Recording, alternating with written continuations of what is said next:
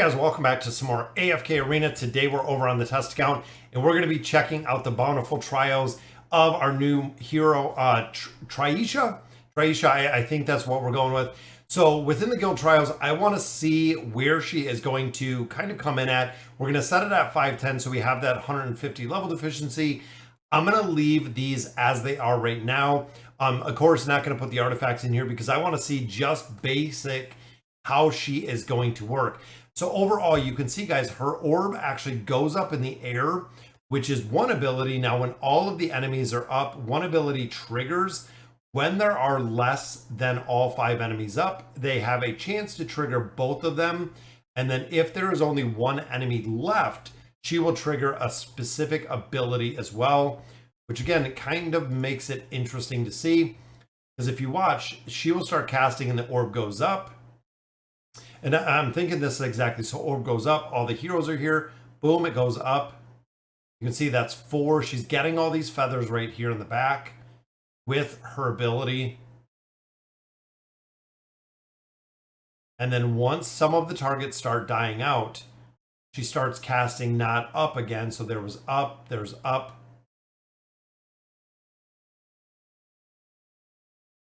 And then you'll see she'll actually start casting with the orb moving forward instead of up. So I think, again, that's the 2 different abilities that she's using with those passive abilities. And there, of course, was the big arrows. And now she puts the orb, it kind of shoots straight forward, just like that, guys, what we just seen right there. So 92, 74. She's doing decent damage in here, but overall, not super impressive within formations as of right now. So we got some buffers in here. We have some damage mitigation versus the awakened version of Belinda.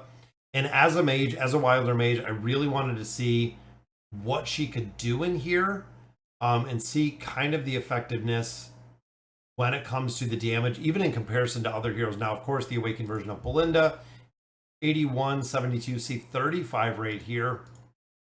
That's what I was kind of wondering, is where is the damage going to come in from this hero? Now, of course, here we have him built. I believe it is a 30960 hero. She's just kind of putting out AoE damage up until the point now, up into the point of casting that ultimate ability, which it seems like the ult is just right in front. 185, even there, 37. Because there really wasn't anyone in front of her. Again, I thought the damage would be quite a bit higher for the kind of hero she is. So even here, we have quite a few buffs out of here. And she does cast pretty quick.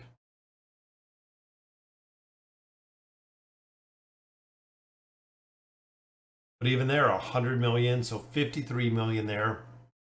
Again, not super impressed with the hero. Let's take this up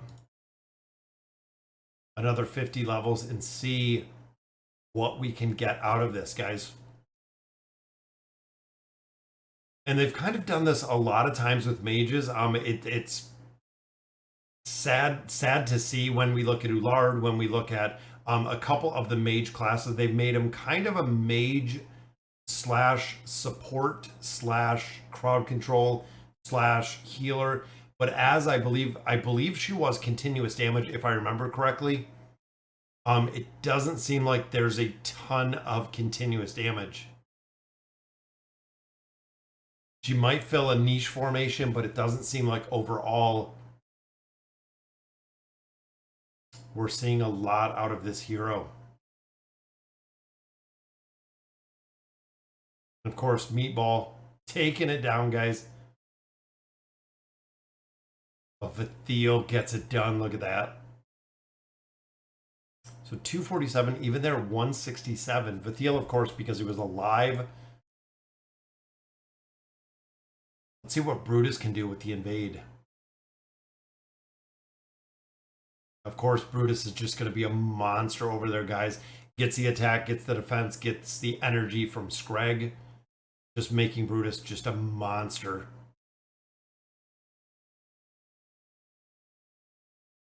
Zekus just burns everybody down.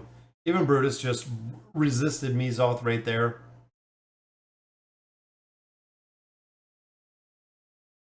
And of course, crowd control in here with Tamaris, boom, pulls everyone together. So literally everyone is on top of Tamaris right there, which I like it because Sonya's given that mitigation.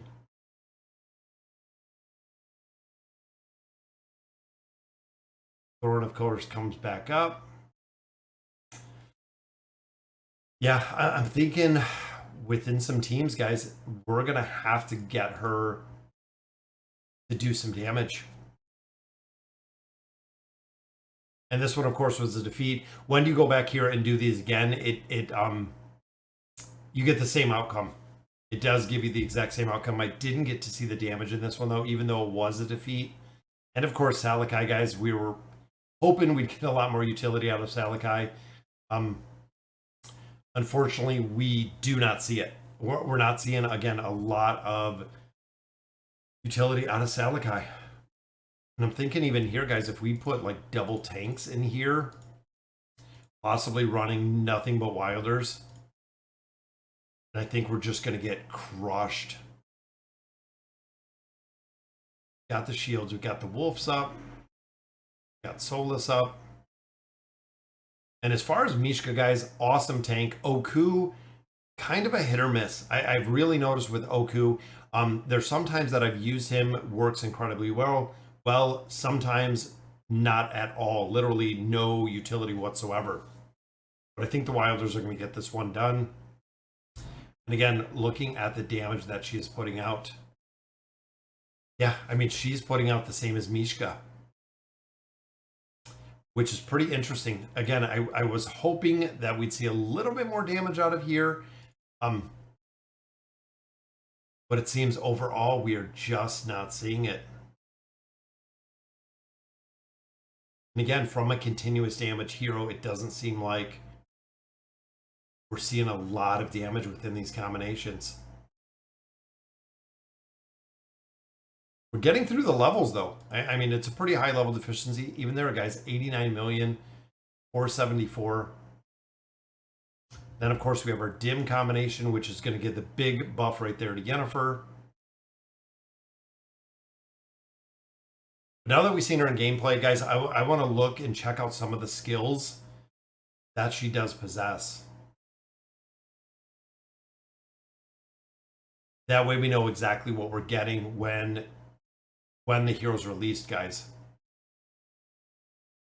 Of course, just holding it tight right here. Merlin goes down. And these, once they get to a certain level deficiency, it's hard to get through the targets if you don't have the damage, guys. Isolde, we're not going to get through. Silas Isolde combo is really, really tough to get through if they can scale.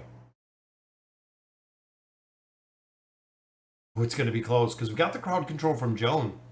There we go. We got it with 5 seconds left, guys. So got some damage there. So definitely did some damage in that combination. But overall, let's look. So we got that one done. We'll collect up our diamonds. Make sure you do this to get the diamonds, guys. But now looking, so launches the normal attack according to the guidance of the stars, either Luminescence or Eclipse. Now, Luminescence is small AoE to all heroes for a certain portion of her attack rating. So the stronger, of course, she's going to do more. So that is what she does when the orb goes up in the air. And then the Eclipse, she deals damage to the enemy with the highest current health. So highest current health, again, not really a finisher there like we see with an Isabella, but that is when she's casting that orb forward. And then active, she deals damage enemies to a path of glittering arc, which we see her kind of shoot all of her feathers. When using an ultimate, requires 7 feathers, does not consume energy. She cannot receive energy when her skill Star Plumes is still locked. That is the part that you have to unlock first, guys, is that Star Plume, which is right here. So it recovers energy, but at an energy recovery rate that is greatly reduced. Energy she receives each time does not exceed 50 points. So again, very, very slow. For every 200 energy, she gains 2 points of Magical Pierce, which of course the Magical Pierce is going boosting up, and then reduces energy recovery to 60% from 90%. So that is huge, but it does not exceed 50 points. That is why it is so slow with that ultimate ability. And then, of course, the outcome from observing the universe and receives guidance becomes more stable. The more surviving enemy heroes, the more likely the guidance will be luminescent. When there are 5 heroes, surviving enemy heroes, that is the luminescent, guys. That is when she puts the orb for a small AoE. The fewer enemies surviving, she starts Eclipse. When there's 1 left, it is just Eclipse. So that's exactly what this is, guys. The luminescence and the Eclipse. That is what we're seeing. Damage is increased, and then again, this is a 30960 build within the trial. Damage dealt by the enemy heroes hit by luminescence with 1 point does not exceed 10% of the max health of their target. Each enemy can trigger this effect once every 4 seconds. Damage taken by enemy heroes. See, she just does damage. It seems like all of this is damage. I mean, I'm not seeing a lot of crowd control and continuous damage, but it doesn't seem like she is scaling high enough. Each feather received by Trishea causes her ultimate skill, Stellar Guidance, to deal additional effects to enemies. Each feather received after Eclipse each feather received after Eclipse, which, okay, she's only casting Luminescence.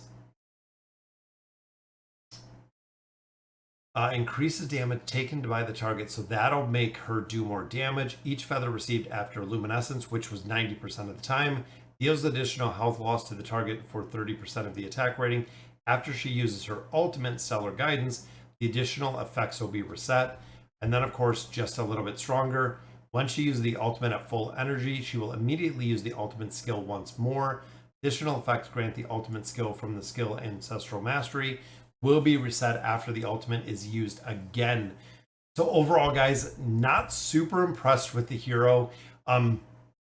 Again, this small AoE damage is literally pretty much what she does the entire battle as she just gains those feathers. I don't know where the utility for her is going to come in, but we're definitely going to have to see.